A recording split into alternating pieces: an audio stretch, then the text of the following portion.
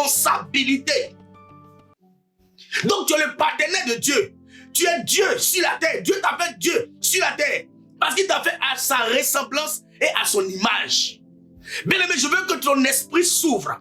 Je veux que ton esprit s'ouvre. Et que tu comprennes que la gloire de Dieu a été manifestée pour toi depuis 2000 ans. Jésus t'a couronné de gloire pour que tu règnes et que tu domines. Alléluia. Hey, brancarabos, rekerebosata. Alléluia. Et après avoir créé l'homme, Dieu se reposa de ses œuvres. C'est-à-dire, Dieu a pris sa retraite. Il dit à l'homme, continue mon fils. Continue. C'est pas merveilleux? Regardez, regarde ce que Dieu met en toi. Dieu te fait confiance. Malgré que tu avais péché contre Dieu, malgré que Dieu s'était détourné de toi, mais le Seigneur est revenu par la personne de Jésus pour te rétablir. Je veux te dire que rien ne te sera impossible. Rien ne te sera impossible. Alléluia. Bien aimé, nous allons prendre nos Bibles. Dans le livre de 1 Roi, le chapitre 17, à partir du verset 10 au verset 16. Nous allons prendre notre Bible.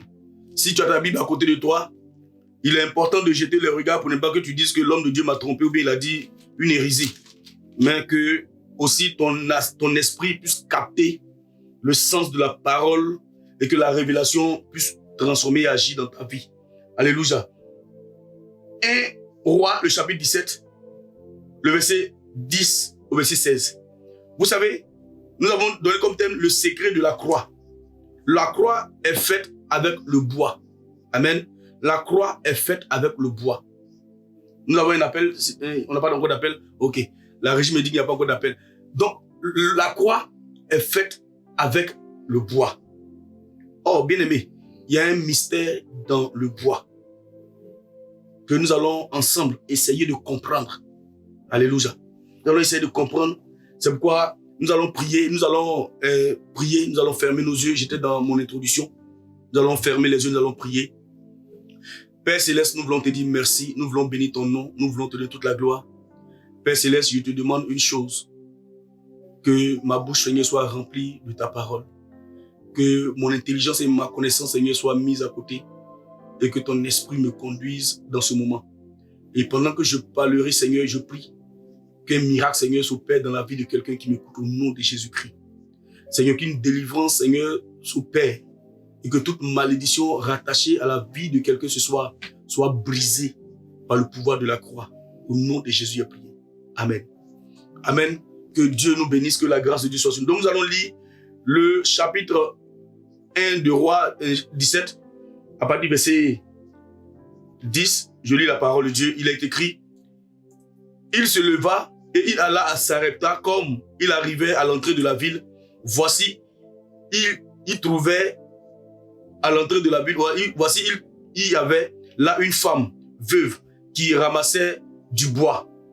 Il appela et dit, va me chercher, je te prie, un peu d'eau dans un vase afin que je boive. Et elle alla en chercher. Il appela de nouveau et dit, apporte-moi, je te prie, un morceau de pain dans ta main. Et elle répondit, l'Éternel ton Dieu est vivant, je n'ai rien de cuit. Je n'ai qu'une poignée de farine dans un pot et un peu d'huile dans une cruche. Et voici, je ramasse deux morceaux de bois, puis je rentrerai et je préparerai cela pour moi et pour mon fils. Nous mangerons, après quoi nous mourrons. Élie lui dit, ne crains point, rentre, fais comme tu as dit, seulement prépare-moi d'abord avec cela et un petit gâteau et tu me l'apporteras. Tu en feras ensuite pour toi et pour ton fils. Car ainsi parle l'Éternel, le Dieu d'Israël, la farine qui est dans le pot ne manquera point et l'huile qui est dans la cruche ne diminuera point. Jusqu'au jour où l'Éternel fera tomber de la pluie sur la face du sol. Elle alla et elle fit selon la parole d'Élie. Et pendant longtemps, elle eut de quoi manger, elle et sa famille, aussi bien qu'Élie. Amen. Alléluia. Waouh, je dirais waouh. Vous savez, le mystère du bois. le mystère du bois. Pourquoi est-ce que le bois nous sert-il à faire cuire la nourriture? Pourquoi est-ce que le bois est l'élément qui embrase, qui se connecte au feu? Alléluia. Et lorsque le bois est rattaché au feu, il y a manifestation. Or, dans l'esprit, nous savons que le feu est l'esprit. Alléluia. Et l'esprit a besoin de quelque chose pour s'activer. Alléluia. Vous savez, bien aimé, je vais te dire une chose. Le bois est un symbole humain. Jésus l'a révélé dans le Nouveau Testament. Il a dit, si on fait cela au bois frais et le bois sec, gloire à Dieu. Donc le symbole du bois, c'est le symbole de l'homme. Alléluia. Le symbole du bois, c'est le symbole de l'homme. Gloire à Dieu. Et le symbole du bois est caractérisé par la création, par la puissance de Dieu. Regardez, Jésus guérit un aveugle et il demande à l'aveugle, qu'est-ce que tu vois? Il dit, je vois des arbres. Waouh! Eh bien, il dit, je vois des arbres, mais qui marchent. Gloire à Dieu. Bien-aimé, il y a des mystères que si on en parlait, certainement vous ne comprenez pas. La Bible dit, est-ce que vous savez que la Bible dit que les arbres adorent Dieu? Les arbres même acclament la gloire de Dieu. Quand vous partez dans le livre des Proverbes, il y a une révélation dans le bois. C'est pourquoi lorsque Abraham devait bâtir un autel, il avait besoin du bois. Le bois est rattaché à l'équilibre de la puissance de Dieu.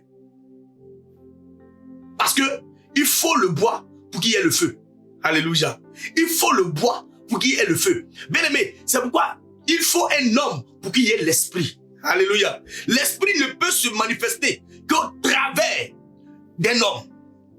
Alléluia. Mais l'esprit aussi peut travailler lui-même. Mais souvent, il a besoin de l'homme. Le feu a besoin du bois, comme le bois a besoin du feu pour se manifester. Alléluia. Donc, bien aimé, le secret de la croix a commencé depuis le jardin. Parce que, regardez, quand Dieu crée le ciel et la terre, la Bible dit qu'il crée les arbres, il crée les semences. Alléluia. Tidiane, que Dieu te bénisse.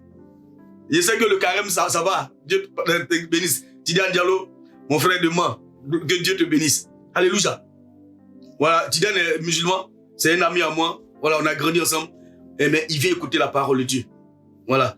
Vous savez, c'est la religion qui sépare les hommes. Sinon, la foi est une chose extraordinaire. Nous pouvons nous étendre par la foi et non par la religion. La religion divise, mais la foi réunit. Dis-moi amen. Donc, bien aimé, je vais te dire que la croix est un mystère. Et si tu comprends le mystère de la croix, rien ne te sera impossible. Alléluia. Et regardez cette femme, cette veuve de Sarepta. Élie s'en va vers elle. Élie sait qu'elle est veuve parce qu'en Israël, une veuve se caractérise par son accoutrement, par son habillement. Et lorsque Élie voit cette femme, Élie interpelle cette femme pour dire, femme, apporte-moi de l'eau à boire.